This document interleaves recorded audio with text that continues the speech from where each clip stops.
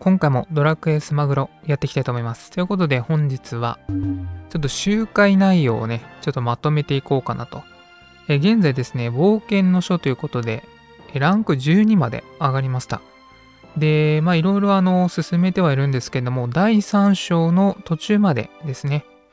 現在この魔物ラッシュベビーマジシャンで15000達成というのがちょっと今、叶わないというか、難しくてですね。そこで止まってるんですけども、この間のところでですね、周回するといいなっていう内容をちょっとまとめていきたいかと思います。というわけで、冒険のところなんですけれども、一応周回のおすすめとしては、まずは1章からちょっと見ていきたいかと思います。まずはですね、ステージ5のこちらになります。このですね、ライムスライムなんですけれども、このメモリがですね、コスト40なんですよ。で、このコスト40ってことで、やっぱり能力が高いんですよ。で、1つつけて、あとはね、5のコストのやつつけたりとかすれば、装備ができるので、これはね、入手しておくといいんじゃないかなと思います。自分もちょっとね、周回してたんですけど、やっぱりなかなか入手ができないんですけども、スタミナが余っているよって方は、ここでね、レベル上げしたりとか、素材とかね、このキャンペーンメダルももらえますので、集めていくといいんじゃないかなと思います。続いてはですね、ステージ6、ここにもね、ライムスライムがいるので、やっていくといいかと思います。続いてステージ7、ここはですね、ドラッキーマが出てきます。これ、風属性物理ダメージがプラス 5% 上がるんですけど、S ランクだと。これですね、はやぶさの剣と相性がいい心じゃない、メモリーとなってますので、これをね、つけて、ランクを上げていくと、パーセントが上がっていくので、入手していくといいかなと思います。続いて、ステージ9。ここはですね、ストーンマンがありまして、物理ダメージのプラス 2% っていうのがつきます。S ランクとね、この D から S までのね、ランクのちょっと能力しかないんですけれども、これね、いいかと思います。意外とこっちはね、入手ができますね。で、プラス、ドラキーマのメモリーという形で、一種はこの部分ですね。5、6、7、9。ここをね、周回するといいんじゃないかなと思います。続いて、第2章。第2章ちょっと結構多いんですけれども、まずは7ですね。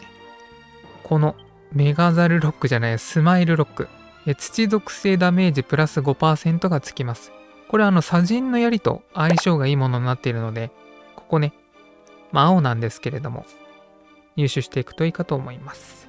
マドハンドとかね、この辺も入手ができます。続いて9ですね。ここにメガザルロックって言ってしまうスマイルロックがあります。毒矢頭巾とかも入手ができるよと。続いて、ステージ10。ここにもスマイルロックがいます。続いては12ですね。12にもいます。続いて13。13にはですね、ミニデーモンがいます。最初からソード強化の癒しを所持しているというのがあるので、あとは赤なんですよね。赤。ミニデーモンって聞くと、やっぱり呪文系のイメージがあると思うんですけども、赤のメモリということで、コスト50なんで入手するといいかと思います。続いて、ステージ14。ここにもいます。次、16。ここにもミニデーモンがいます。続いて17。ここにもミニデーモンですね。続いて18。ここにもミニデーモンがいます。続いて、ステージ20。ここはね、ちょっと強いんですけれども、このですね、ベビーマジシャンの心などが入手ができます。これはね、後回しでもいいかなと思います。先にね、こちらの、ミニデーモンじゃねえ、これ。このですね、ミニデーモンが入手できるステージをね、周回するといいんじゃないかなと思います。続いて、ステージ3。ステージ3も、ちょっとまだね、10までしか進めてないんであれなんですけれども、まず2ですね。2のところに、このメラゴーストじゃないや。こちらのスライムベスメモリ。これ炎ダメージプラス 2% がつきます。これは炎の剣とね、相性がいいものになっているので、これが2で3にも出てきます。で、続いてが4にも出てきます。5にも出てきます。各々ね、自分のそのパーティーの内容によってね、ちょっと変わると思うので、周回できる場所としては、このような場所がありますよと。これですね。あと、ベホイムスライム。これ魔力の暴走率プラス 3% ついてるので、ここもいいかと思います。で、今度はですね、ベホイムスライムはいるんだけれども、スライムベスがいないという形なので、どっちかっていうと、7がいいかなと思うんですが、結構ね、このビッグスロースがね、強いんですよね。だから、ちょっとね、難しい部分ではあるんですけれども、続いて9。ここにもベホイムスライムがいます。魔力の暴走率アップはいいですよね。で、ラストは10ですね。10にもいますよと。はい。ボス戦のところよりも、普通に戦って倒せる方の方が楽だったりもするんですが、そこはやっぱり装備だったりとか、プレイングの内容に変わるので、とりあえずね、メモリの内容としてはこんな感じとなります。続いて、スタミナがなかった場合ですね、スタミナがない場合あると思います。そういう時は、こちらです。イベントのこの魔物ラッシュというところをやっていきましょう。ゴーレムとベビーマジシャン。これのスコアアタックをしていくといいかと思います。スコアは、なかなかね、出すの大変なんで、あれなんですけれども、別にそのスコアを狙っていくというよりも、スコアのその数を稼いでいく、累計スコアを稼いでいくっていう感じですね。この力の指輪ちょっと欲しいんですけど、なかなかね、こう23000には到達できないと。難しいところではありますが、この25万までのポイントの中で、ゴーレムの心がね、入手ができるんですよ。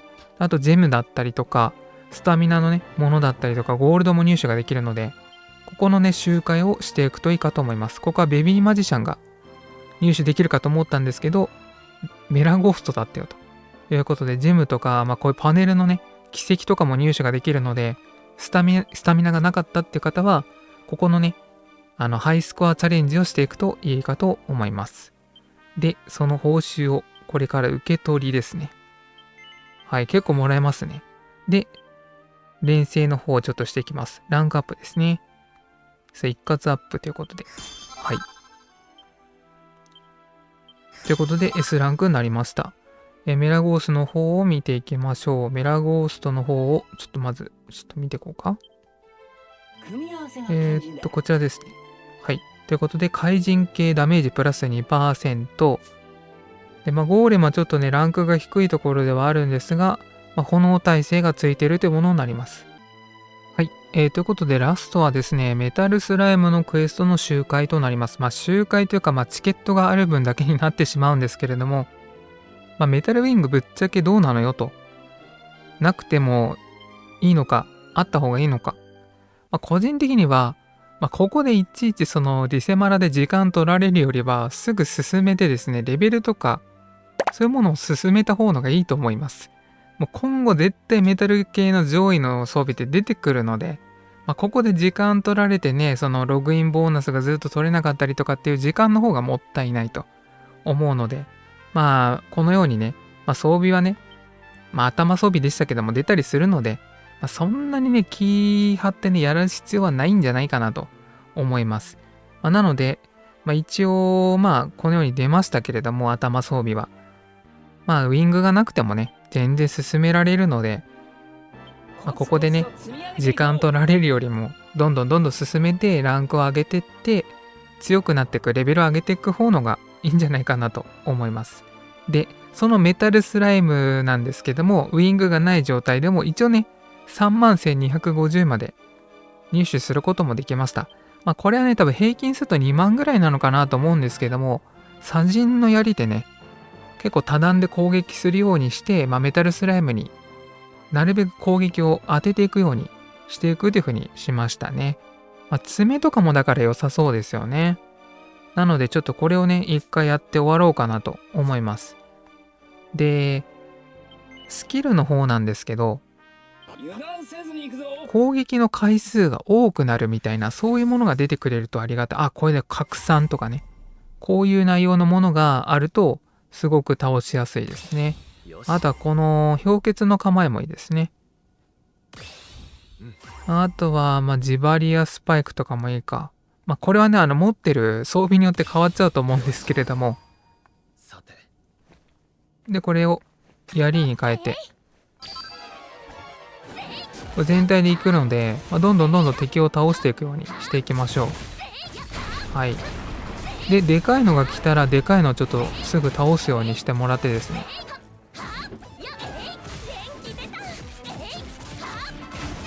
さあ、倒し終わりましたね。そしたら、またでかいの方に行くと。これはね、食らわないんですよね。会心の一撃が今槍で入ってくれたからよかったものの。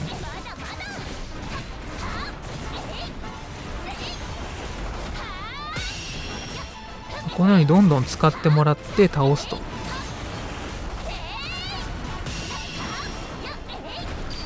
で、この子が3500入手できるので、よし、3500入りましたね。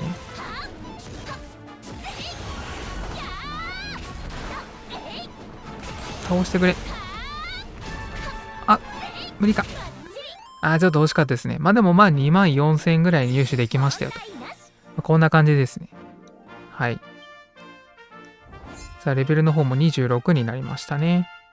はい。ということで今回はですね、周回内容ということでおすすめの部分をまとめていきました。1章、2章、3章、ゴーレム、ベビーマジシャン、メタルスライムということで見ていきましたが、とりあえずね、福引きの方は、ジェムは使わずに、もらえるポイントだったり、そういうもので交換できたもので引いていくという形にしています。リリースのそのログインのね、やつで、いろいろこのルーキーパネルでも結構もらえるので、その辺で入手したりとかするといいんじゃないかなと思います。で、スマグロポイントとかはメタルの方に変えてもらって、メタルシリーズの福引きを引いていくと。メタルウィング、その最初の装備だからっつって、結構その、気張ってね、やる方もいると思うんですけど、そんなにね、気にしないでもいいと思います。先ほどのような感じで、メタル系の部分とかでも、有効であったりはすると思うんですけれども、やっぱりね、最初のガチャなんでね、そんなに気張ってやらなくても、すぐ強いの出てくるんでね、レベルとか、あとは自分の操作性とか慣れていく方に時間を割いた方がいいんじゃないかなと思います。ということで、今回もご視聴していただきありがとうございました。また次回のドラクエ動画でお会いしましょう。それでは失礼いたします。またね。バイバイ。